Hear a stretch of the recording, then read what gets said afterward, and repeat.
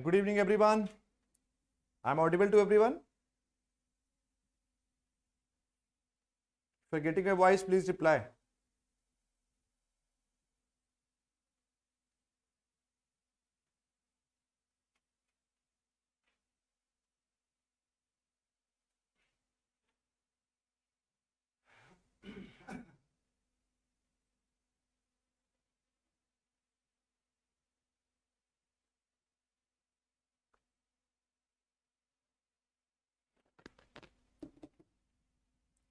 So once again, good evening, everyone. Today we are starting with the continuous topic of what we were teaching in the last two lecture. So we have already joined. So only 2-3 student, 1 student, 2 student have been joined as of now. Okay. So please join so we can start.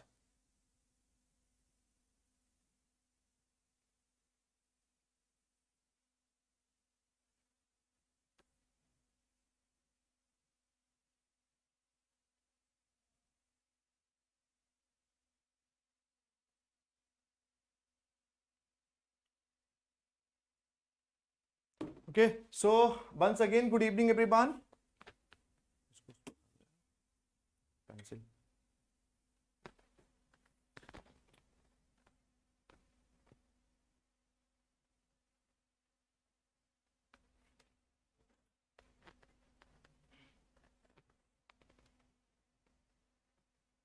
Okay, once again, good evening, everyone. Today we are starting the various modes of international businesses. So in the last two lecture, if anybody is having any doubt, please ask. Okay, so हम लोगों ने बात कर लिया तो we have discussed about what is business environment and what are the globalization we have discussed and what are the factors of globalization we have discussed, and apart from that we have also discussed about the environmental scanning. So till now, it's whatever I have told you. If anybody is having any doubt, so please you can ask to us. So otherwise, if nobody is having any doubt, so can we proceed further? So before starting the very next lecture, we should have the nature of business environment we have discussed, and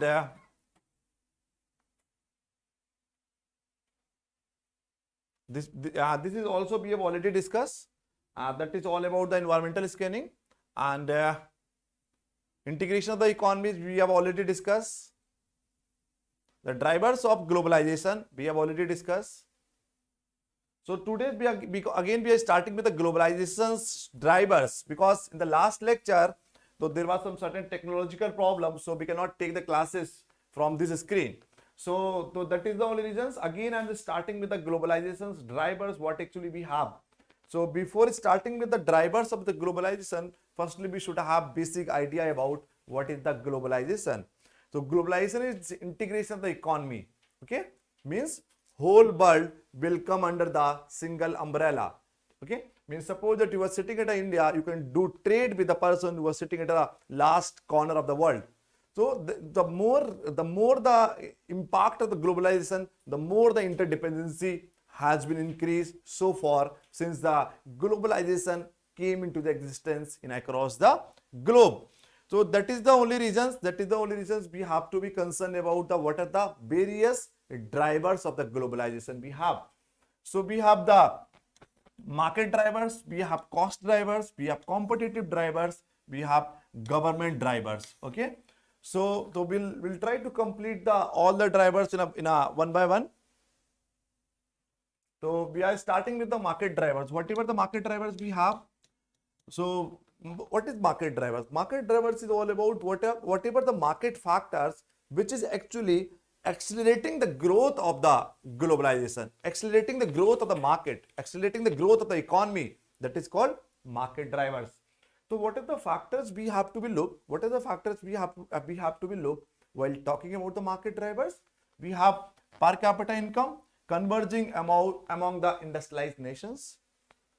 Okay, means suppose that you just want to be entered in some certain countries, means you are sitting at a US and your company, your multinational corporation belongs to the US, and you just want to be entered in a suppose that the country where the per capita income is a low. So So that is the only reasons whenever we are planning to enter in a new market as to expansion of our businesses, we have to be careful about the per capita income. What is the per capita income? Total national income of the country divided by the population is called per capita income. I'll tell you during the what we call national income. Per capita income is all about PCI, national income of the country divided by the population is called per capita income. So whenever we are planning to expand our businesses, expansion of our businesses, we have to be careful. We have to be careful about the per capita income. Okay, so we should not target those countries where the per capita income is the low, because depending on the product to product, if you are going with a very luxurious product, you are high value products, the cost of the product is very high. So we should have always target those countries where the per capita income is very high. If you are coming with the in the last lecture we have told you regarding the scheming strategy, SKIMMING, scheming and penetration. So being a marketer, this is our basic responsibility. We should have the basic idea about the pricing. Means whether you want to be use the scheming strategy or you want to be use the penetration strategy. Okay, if you are going with the scheming strategy in the market, then what we have to do? We have to be think about the what actually we have to do? We have to be think about the per capita income of the country. Means if you want to be sell the high value product, so that is the basic responsibility of the marketer. We have to be analyze the per capita income of the country. Got it? Second is the convergence of lifestyle and taste. Yes, we have to be more concerned about the lifestyle and taste, because in every country of the world, they have the different perceptions, differences in attitudes, difference in the lifestyle. So this is our basic responsibility. We should have make sure about the preferences, lifestyle, taste of the customers. Second, organizations beginning to behave as a global customer. So being in a multinational corporations, we have to be behave just like a global customer, and we have to be customize the product in such a manner so we can sell the same product in across the globe. That is called sometimes global product. Okay, one size fit at all. You must have listened. One size fit at all means you are customizing means you are making one standard products for across the globe. Okay, and next, increasing the treble, creating the global consumer. It's very simple. Growth of the global and regional channels. Yes, the channels we are discussing about the supply chain management. We are discussing about. So means what is the channels? What is the marketing channels or what is the distribution channel? These are all three things are same: marketing channels, distribution channels, and supply chain management. The basic functions of these three terminology what actually I used to distributing the goods from one person to the final customer.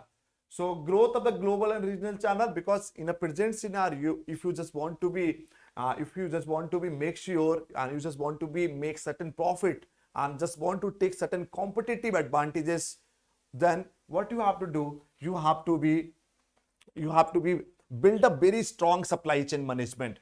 But that is the thing. We are more concerned about the whatever the global supply chain management you are using, or the whatever the local or regional distribution channel you are using. We have to be make sure about the strong supply chain management, because in a present scenario, if you just want to be take certain competitive advantage, yeah, we are talking about the top multinational corporations of the world. They became the global brand just because of one factor, that is called supply chain management. As we can see the examples of Amazon and Flipkart and some certain different e-commerce industries in India. We have more than the 3,000 e-commerce companies are running in India. But whenever we are planning to buy any product and services, so we have very few alternatives, because we are relying on the very few companies just because of their delivery services, their customer services, the quality of the products, there are order summary. So we have the being a customer, we are more concerned about the on time on-time performance, on-time delivery, quality of the products, quality of the services. So that is the only reasons all those companies who are running successfully in the market, they became the brand. They became the brand just because of the global or strong supply chain management. Okay. Next हो गया establishment of the world brand. Automatically, whenever you are selling your product within the certain geographical boundaries of the country, whenever you will increase your brand and across the globe. If suppose that you have started your businesses from Delhi and you just want to be sell your product in Hyderabad or Calcutta, while talking about the Indian market. Once you have established your brand in India, now you are looking for your expansion of your businesses in across the globe. You have started your plant in Dubai or Saudi Arabia or some different countries. So automatically, whenever we are talking about the globalization, your brand will become the global. Okay. Next, push to develop the global advertising. Automatically, it's a very common phenomenon. It's very simple phenomenon to understand. If you're looking for to create the global brand, then what actually we have to do?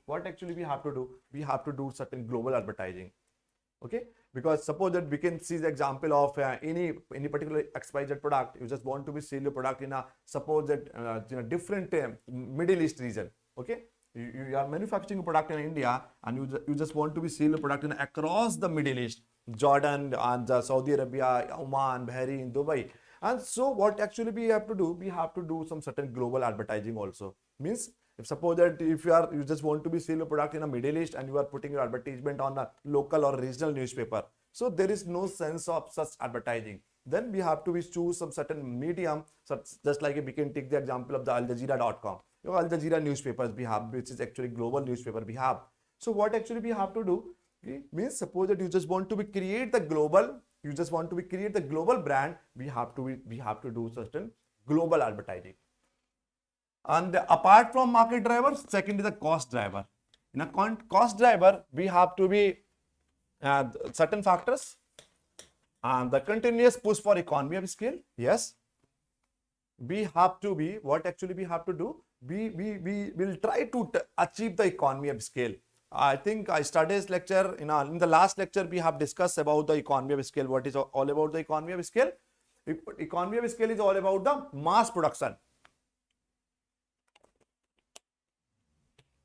Okay, so we just want to be in every country and every company of the world, they always look to achieve the economy of scale, because in an economy of scale we always go with the low cost product. Simple, because mass production always reduce your fixed cost. If your fixed cost will be reduced, decrease, your automatically product cost will be decline.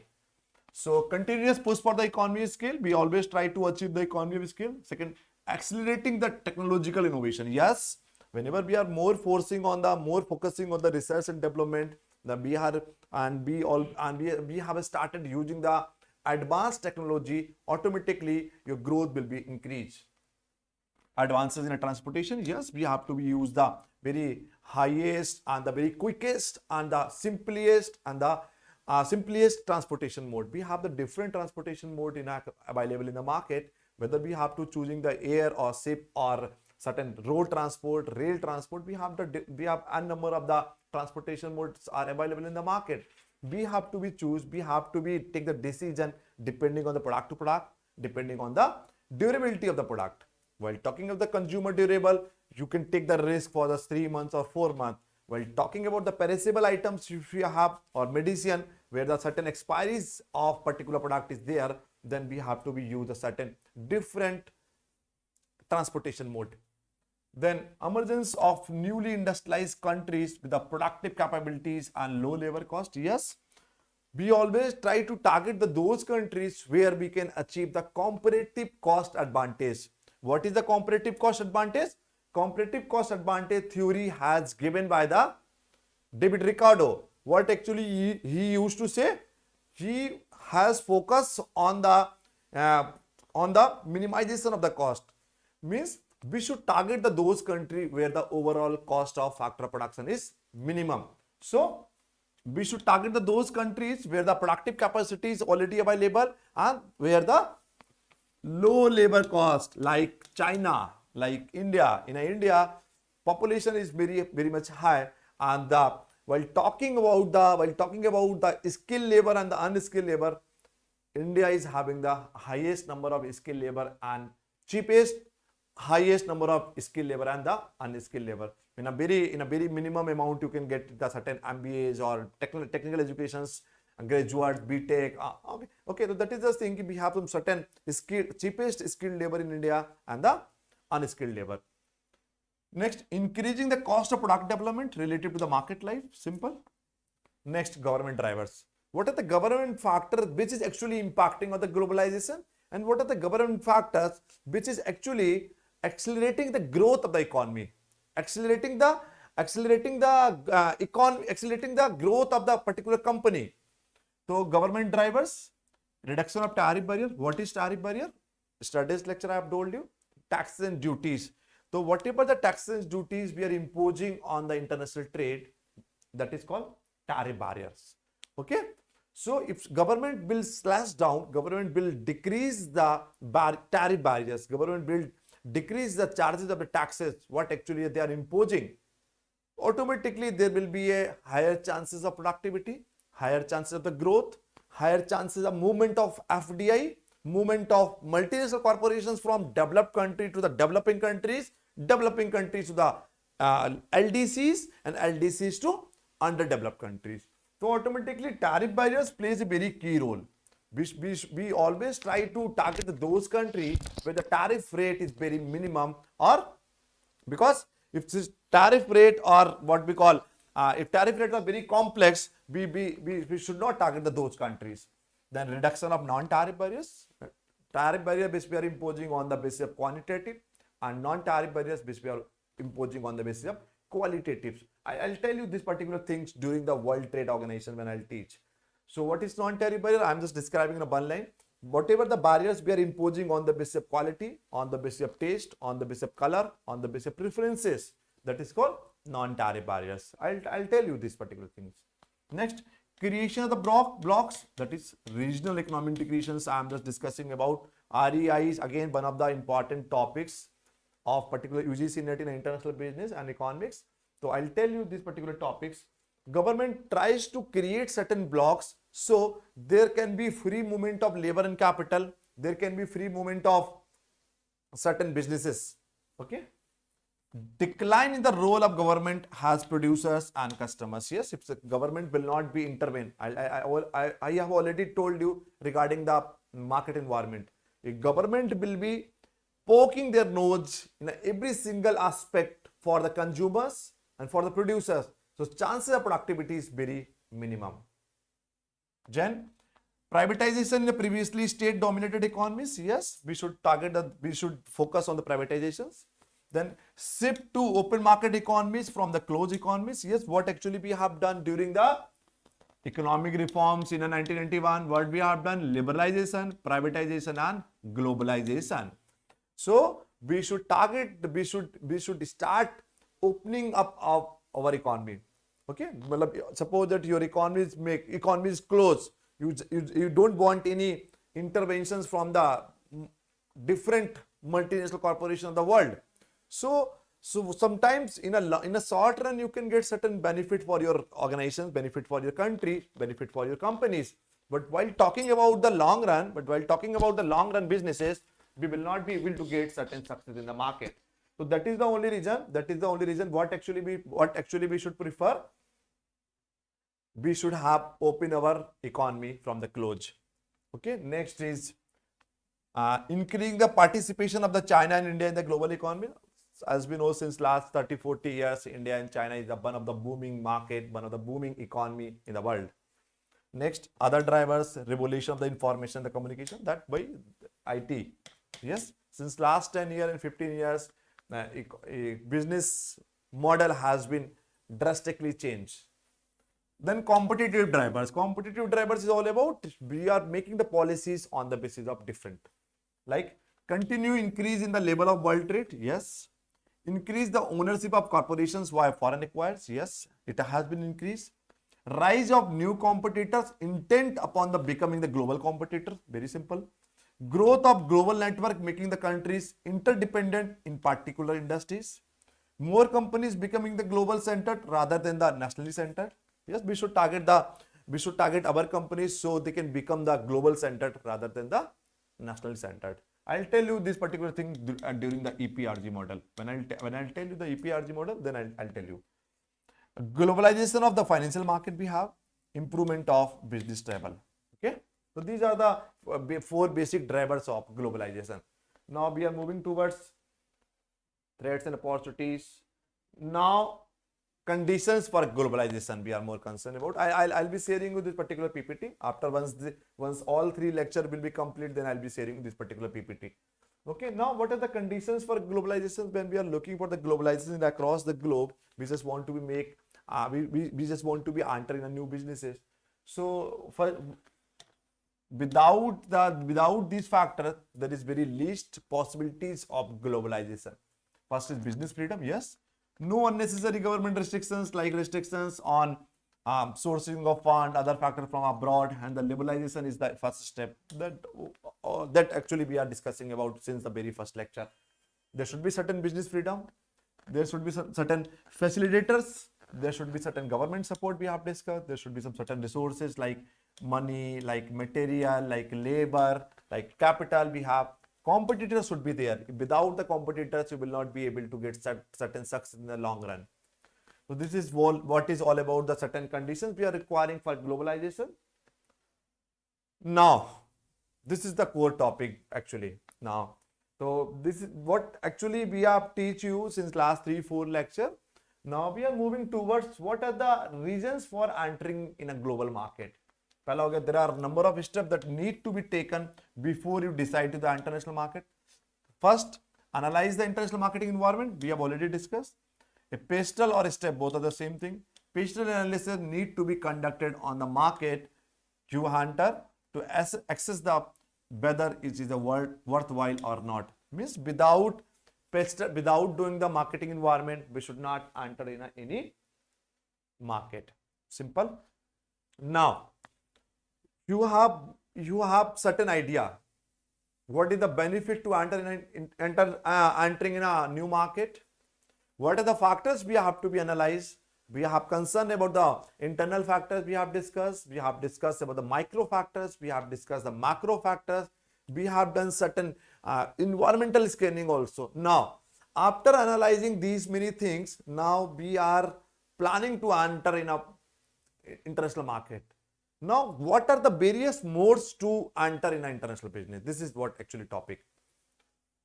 Various options to go in an overseas market. First is direct exporting. Indirect exporting we have. Franchising we have. Licensing we have.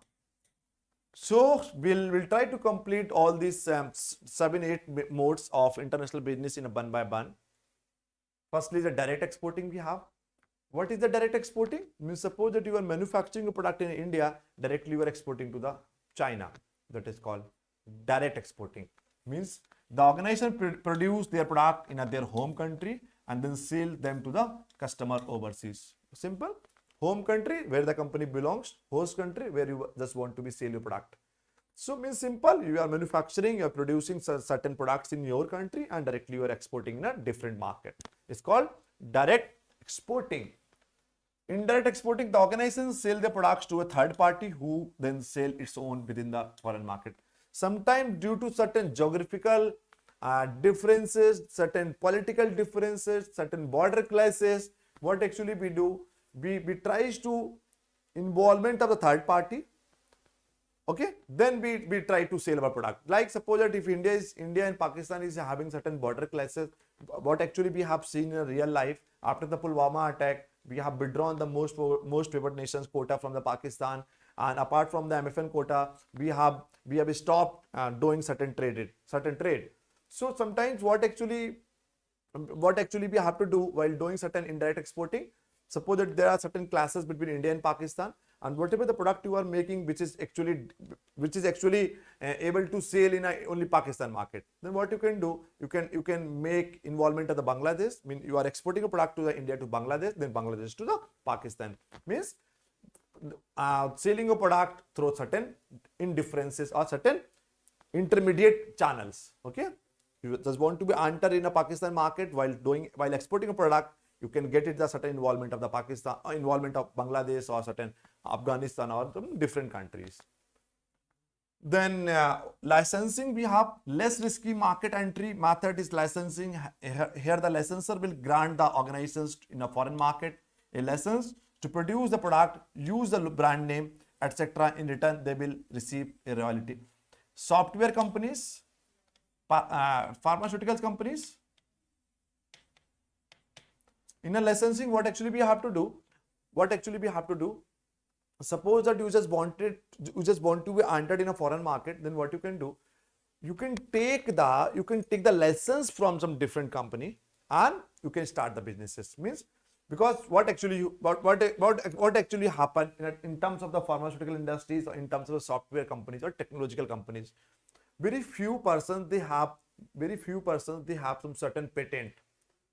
Okay, they have some certain patent on their technology, and you just want to be use those technology. Then what we have to do? We have to take the certain license from those companies who are having the certain patent, certain intellectual property right. What actually we can say, because they have some certain rights.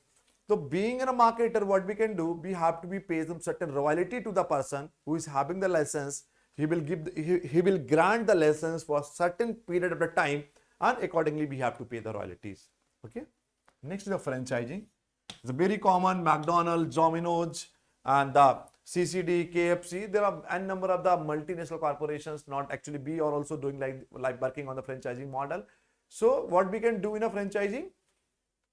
Suppose that you have created your brand in a market. You just want to be entered in a market in America. Okay. Okay, and you just want to be entered in a food market. You suppose that there are very few companies, they have already established brand in India, established brand in a US. Then what you can do? You can take the franchisee of those companies. You can take the franchisee of those companies and you can start your business in your own country also. So in a franchisee, suppose that you just want to be entered in a new market. What you can do? You can start distributing your franchisee also. In a buyer's perspective and the seller's perspective, both I'm just talking about. Suppose that you are in India, your company is India based, and you just want to be expand your business across the globe. Then what we can do? We can create the brand of the particular product and services in India. Then accordingly we can sell the brand name. In a franchisee, what actually happened? Rules and regulation has been followed by the parent company. Suppose that I'm just taking the franchisee of the McDonald's and Domino's. Then what actually we have to do? We have to follow the rules and regulation which is actually prescribed or has been made by the McDonald's. So in what actually we have to do while talking about the franchising, we have to pay certain cost. And apart from the cost, we have to pay certain regular royalties also. Okay. So in a franchising, we have to pay some certain one-time cost, and apart from this, we have to work on the certain ratios also. But rules and regulation always regulated by the parent company. Next is the contracting. The manufacturer of the product will contract out the productions of the product another organization to produce the product on their behalf.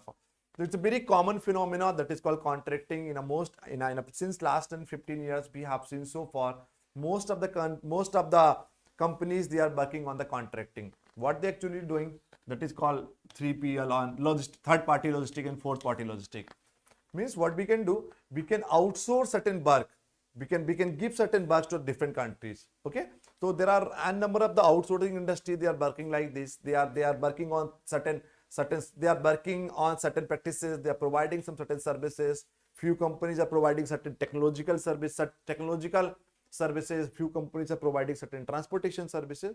So starting your plant might increase your cost, might increase your risk. Then what actually we do? We can go with a certain contracting, then contracting, then subcontracting.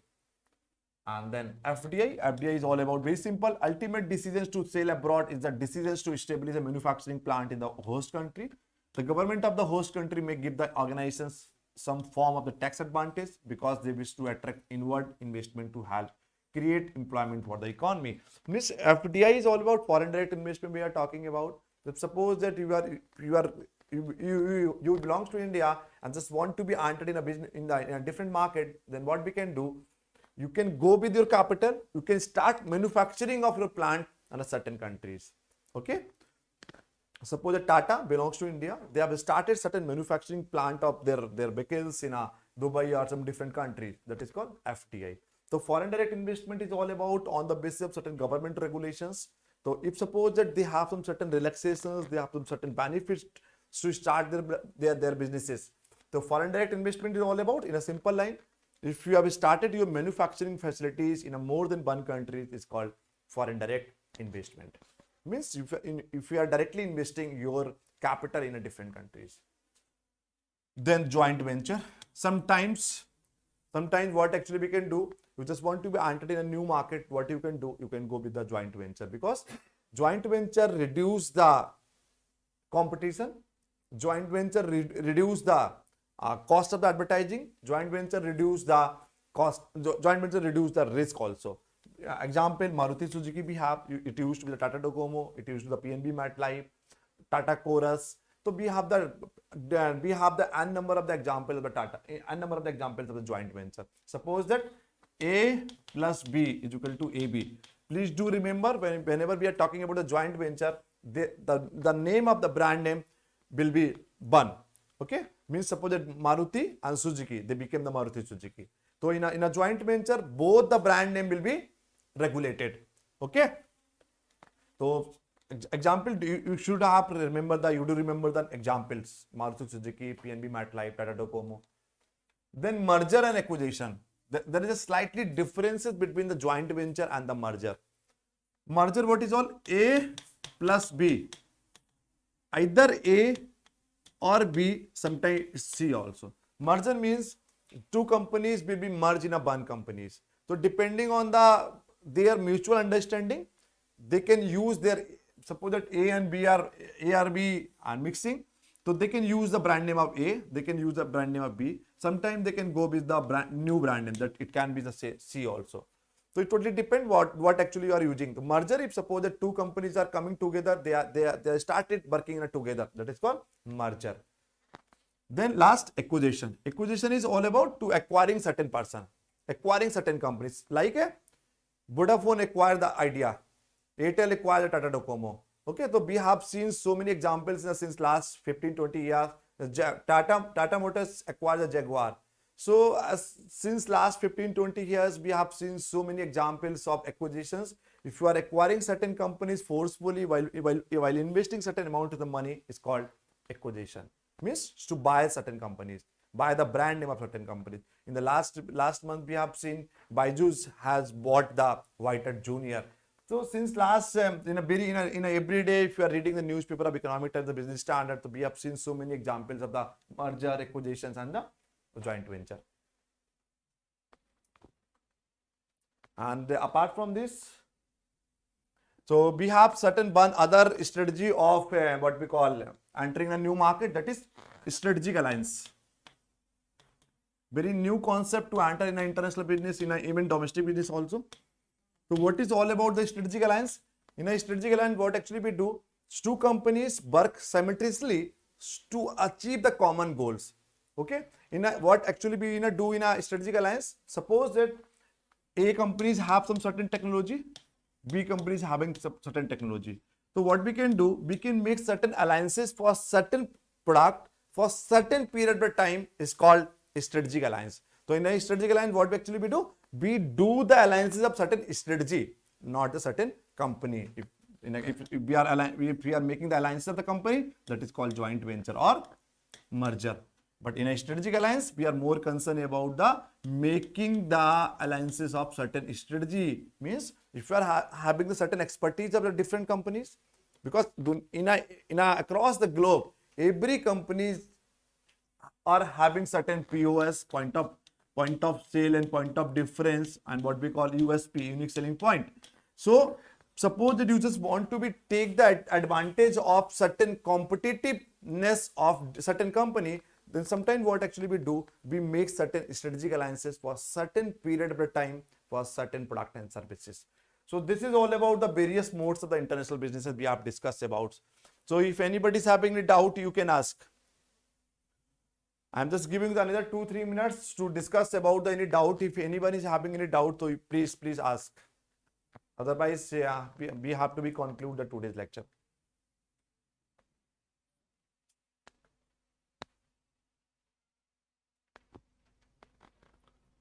Please revert back. Otherwise, if nobody is having any doubts, so we can conclude the today's lecture. We will meet you tomorrow, probably by the not by the 2:30 or 3:30. We'll try to arrange the tomorrow's class at 1 p.m. So nobody is responding regarding the doubts. So if nobody is having any doubt, I'm just sharing this particular PPT on whatever the WhatsApp group we have, and after this lecture. Okay, thank you so much for joining.